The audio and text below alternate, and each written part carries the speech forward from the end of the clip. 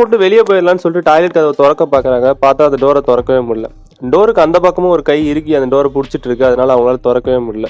அந்த பாத்ரூம் மட்டும் தப்பிக்கிறதுக்கு ஏதாவது ஜன்னல் இருக்கான்னு பாக்குறாங்க. அந்த பாத்ரூம்ல ஜன்னல் கூட இல்ல. என்னடே ஒரு ஜன்னல் வச்சு கூட பாத்ரூம் கட்ட மாட்டேன்னு சொல்லிட்டு ஹீரோவை திட்டிட்டு போன் எடுத்து சிக்னல் கிடைக்குதான்னு சொல்லிட்டு அந்த போலீஸ்கார் பாக்குறாரு. அவர் போன்ல சிக்னல் இல்ல. இப்போ எப்படி தப்பிக்கிறதுன்னு சொல்லிட்டு வேற ஏதாவது பொருள் இருக்கான்னு சொல்லிட்டு அந்த பாத்ரூம்ல தேட ஆரம்பிக்கிறாங்க. ஆசிட் ஸ்ப்ரே எல்லாம் கிடைக்குது. இதுக்கு முன்னாடி ஏதாவது உங்க வீட்டுல இது மாதிரி நடந்திருக்கா, எப்படி இந்த கை மட்டும் வந்திருக்குன்னு சொல்லிட்டு எல்லாரும் உட்காந்து பேச ஆரம்பிக்கிறாங்க.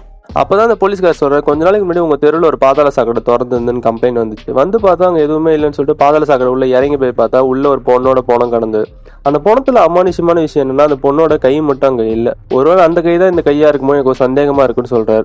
எப்படி தப்பிக்கலாம் திரும்ப யோசிக்கும் போது போலீஸ்காருக்கு ஒரு ஐடியா கிடைக்குது. உடனே ஹீரோவோட போனை கேட்கிறாரு. ஹீரோ போன்ல சிக்னல் இல்லைன்னு சொல்றாரு. நீ கூட நான் பாத்துக்கிறேன்னு சொல்லிட்டு அந்த போனை வாங்கி டாய்லெட் சீட்ல இருந்து கை கிட்டே தூக்கி போடுறாரு. அந்த கை கரெக்டா அதை கேட்ச் பிடிச்சி திரும்ப போலீஸ்கார் மண்டையை நோக்கி அடிக்குது. அவர் நவுந்துறாரு. கதவுல அது போய் குத்திக்குது. அடுத்து என்ன நடந்துச்சுங்கிறது நெக்ஸ்ட் பார்ட்ல பார்க்கலாம்.